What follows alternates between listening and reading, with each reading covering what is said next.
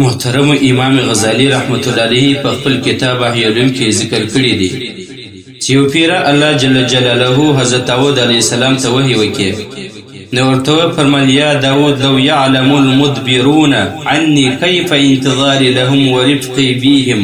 وشوق لا ترك معاصيهم لماتوا شوقا إلي وتقطعت وأصالهم من محبتي يا داود هذه إرادتي في المدبرين عني فكيف إرادتي في المقبلين علي ای داوده کچیر هغه خلک کوم چې ماته شا کړې ده زما نافرمانی کوي او ژوند په ګناهونو کې تیروي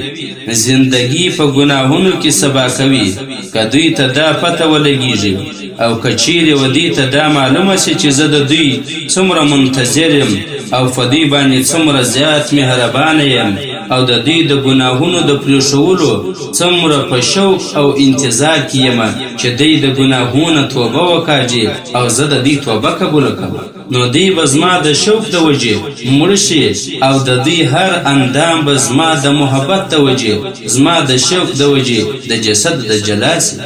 بیا الله تعالی فرمایي ای داود دا خو زما د هغه خلکو متعلق اراده وه کومو چې ماته شا کړې وه زما نافرماني یې کوله ژوند یې په ګناهونو کې سبا کوئ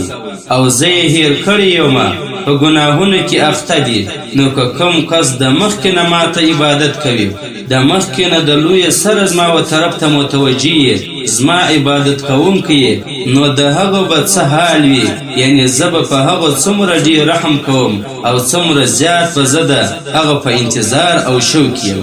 یعنی چې زما مینه او محبت